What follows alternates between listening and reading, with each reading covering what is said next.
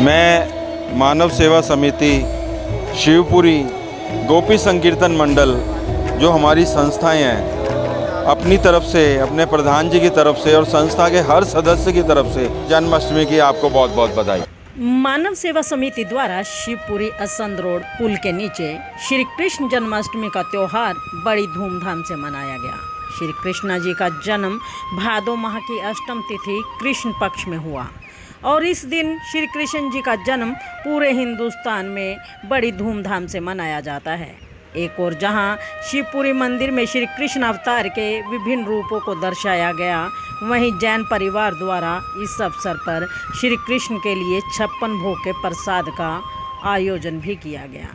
इस अवसर पर मंदिर में श्री कृष्ण के विभिन्न लीलाओं को झांकियों के माध्यम से दर्शाया गया, जिन्हें देख बच्चे, बूढ़े और जवान सभी प्रसन्न थे। संस्था के सदस्य हरीश भाटिया का कहना है कि कृष्ण जन्माष्टमी पर बनाई गई झांकियां केवल झांकियां ही नहीं, अपितु हमारे लिए साक्षात भगवान श्री कृष्ण का रूप है, जो सदैव हमारे साथ रहकर हमारा मार्गदर्शन कर अच्छे कर्मों की ओर अग्रसर करते हैं, ताकि हम अपने जीवन काल में अपने कर्मों द्वारा अंतिम समय में सद्गति को प्राप्त हों। संस्था के प्रधान वेद मक्कड़ ने कहा कि हमें संसार में रहकर अपने परिवार की ज़रूरतों के साथ साथ प्रभु सिमरन और दूसरों की मदद में भी सहयोग करना चाहिए, क्योंकि जो समय हम प्रभु सिमरन में लगाते हैं और अपनी नेक कमाई से जो धन हम ज़रूरतमंदों की मदद में खर्च करते हैं, वही हमारे कर्मों के वही खाते में जमा होता है और जब हम संसार से विदा लेंगे, यही जमा किया गया धन हमें आर या पार लेकर जाएगा। हमारे साथ वेद मक्कड़ जी और जैन साहब हैं, उनसे जानना चाहेंगे आज कृष्ण जन्माष्टमी पर क्या कहना चाहेंगे मक्कड़ जी, जैन साहब। श्री कृष्ण जी का आज जन्मदिन है, उसके ऊपर हम आज को भोग का वो करा है, भोग लगा रहे हैं। मैंने सुना है कि 56 भोग का जो आज है काम है वो आपके जिम्मे था। भगवान जी का 56 भोग आपने तैयार किया, तो कैसा लगता है जब भगवान जी के लिए कुछ बनाते हैं, क्योंकि अपने लिए तो बंदा सारी जिंदगी करता है। नहीं, भगवान जी का दिया हुआ जीवन है और भगवान के लिए जीते हैं और वो हमें अच्छे दिन दे रहा है, अच्छे उसके लिए कार्य करते हैं, अपने लिए नहीं करते। क्या कहना चाहेंगे जन्माष्टमी पे दूसरे भक्तों को? सभी भक्तगण हर्ष उल्लास से त्यौहार बनाए और आए शिवपुरी में असंध रोड पानीपत। आपका शुभ नाम?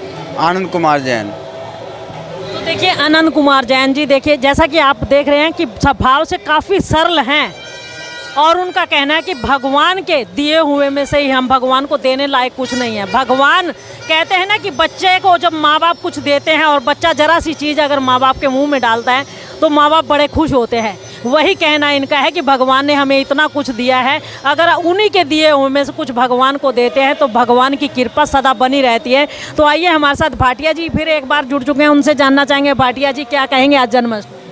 देखो जी, जन्माष्टमी का उत्सव हमारे शिवपुरी में हर साल बड़ी धूमधाम से मनाया जाता है। हमारी शिवपुरी के दो ही मुख्य उत्सव हैं, एक महाशिवरात्रि और एक जन्माष्टमी। ये हमारे ठाकुर जी का दरबार है। हमारे लिए ये मंदिर नहीं है, हमारे लिए ये बहुत सिद्ध स्थान है, जहाँ गरीब बच्चों के भी स्कूल की सेवा होती है, गरीबों का लंगर चलता है, गौ सेवा यहाँ से होती है, गौशाला है हमारी अपनी। उसके बाद यहाँ जो हमारी शमशान भूमि है, जो आम परिवारों के लोग आते हैं वो तो अपनी विधि से अपना संस्कार करते ही हैं। जितने भी सिविल हॉस्पिटल से या किसी अन्य स्थान से लावारिस संस्कार आते हैं, जन सेवा दल के माध्यम से जो भी संस्कार यहाँ पे आते हैं, सबको संस्कार के लिए धार्मिक सेवा, लकड़ियों की सेवा निःशुल्क दी जाती है। वो हम शिवपुरी की तरफ से देते हैं और इसके लिए हम कुछ नहीं कर रहे, ये हमारे भोले बाबा की और हमारे कन्हैया की कृपा है। और आज जो आप यहाँ देख रहे हैं, ये कोविड के 2 सालों के बाद एक तरह से जन्माष्टमी मनाई जा रही है। बच्चों का समूह है, परिवारों का समूह है, सब आनंद ले रहे हैं, सब आह्लादित हो रहे हैं, सब उत्साह में हैं। अंदर भजन कीर्तन चल रहा है। ये भजन कीर्तन गोपी संकीर्तन मंडल का चल रहा है। गोपी संकीर्तन मंडल की स्थापना शिवपुरी के ही हमारे बाबूजी हीरानंद जी मक्कड़ जी के द्वारा आज से लगभग 40-45 साल पहले की गई थी।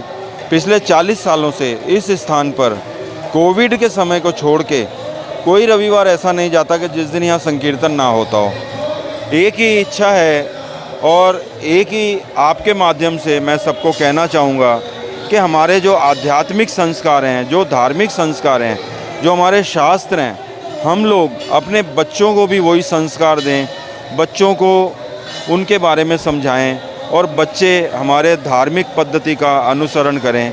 यही मैं आपके माध्यम से समाज को कहना चाहता हूँ। आपका धन्यवाद। देखिए, हरीश भाटिया जी बड़ा ही सुंदर संदेश दिया है कि कहीं ना कहीं हमारी जो प्राचीन संस्कृति है, हमारे संस्कार हैं, वो विलुप्त होते जा रहे हैं। और इस तरह के जो भजन संध्या के कार्यक्रम हैं, जो संकीर्तन मंडल हैं, उनके द्वारा जो संकीर्तन किया जाता है, इसी तरह के कार्यक्रमों के द्वारा हम अपने बच्चों को संस्कारों की शिक्षा दे सकते हैं और अपनी जो संस्कृति है उसको ज़िंदा रख सकते हैं। तो ये समय समय पर कार्य मानव सेवा समिति द्वारा यहाँ पर किया जाता है। और कहना चाहेंगे इंडिया की दहाड़ के माध्यम से शहर के हर उस सज्जन से जो इस पानीपत का वासी है, नहीं अपितु वह इस हिंदुस्तान का वासी है, ऐसे कार्यक्रम समय समय पर होते रहने चाहिए ताकि हमारे बच्चे जो हैं हमारी प्राचीन संस्कृति से जुड़े रहें।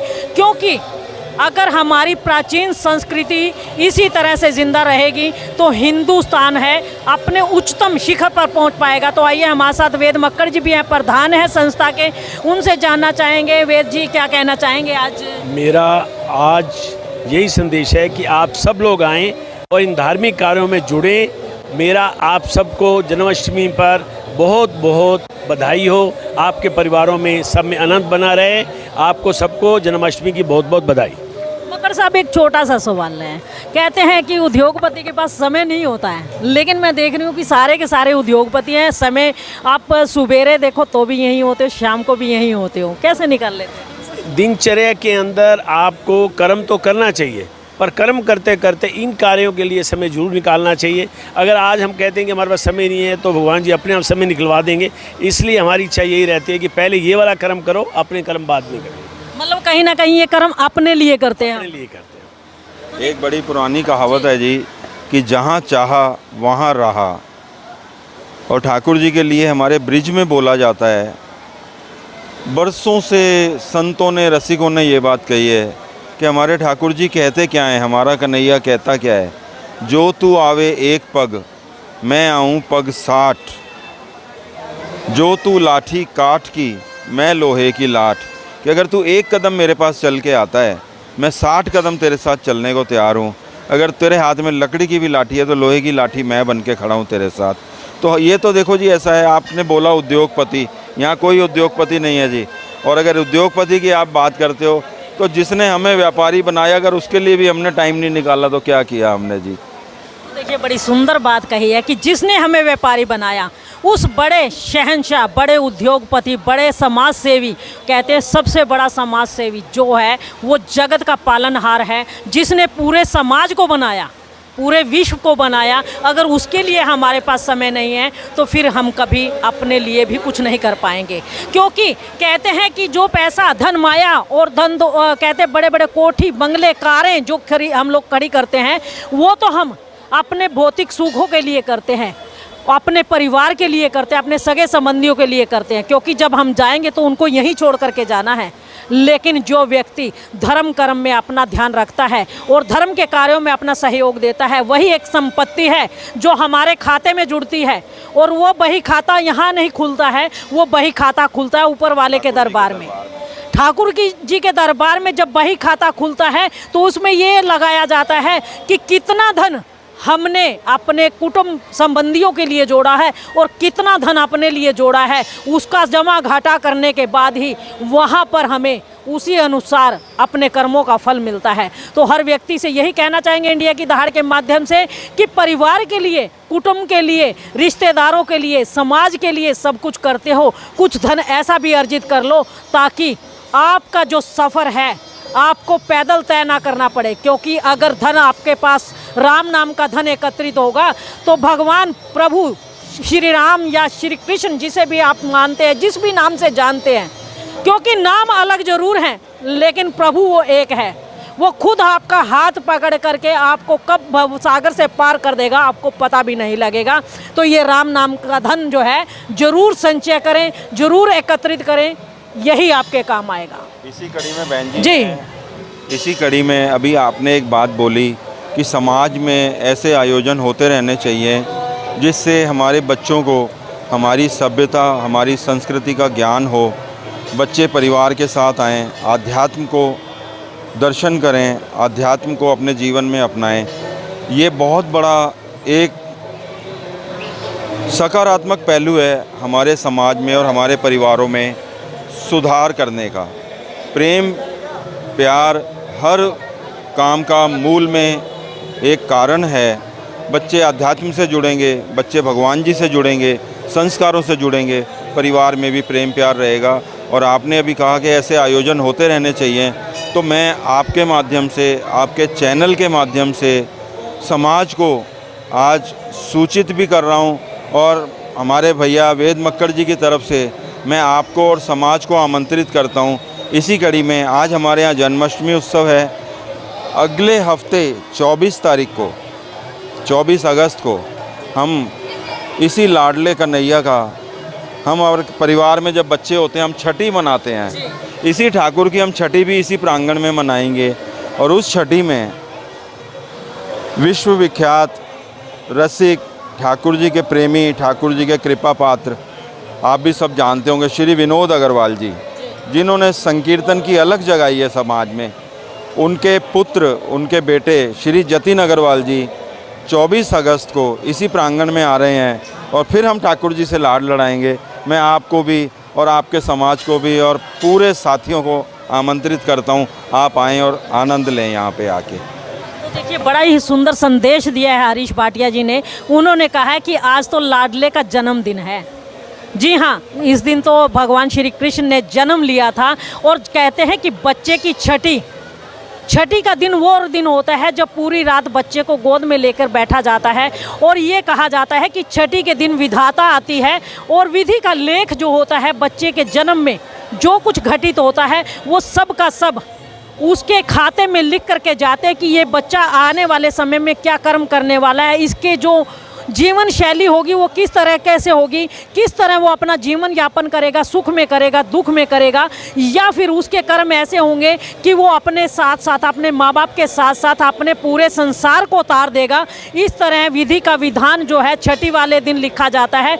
और इनका कहना है कि छठी वाले दिन जतिन अग्रवाल जी, जो कि बहुत ही सुंदर भजन गायन का कार्य करते हैं, वो उस समय यहाँ पर आएंगे और छठी के समय भगवान श्री कृष्ण का गुणगान करेंगे।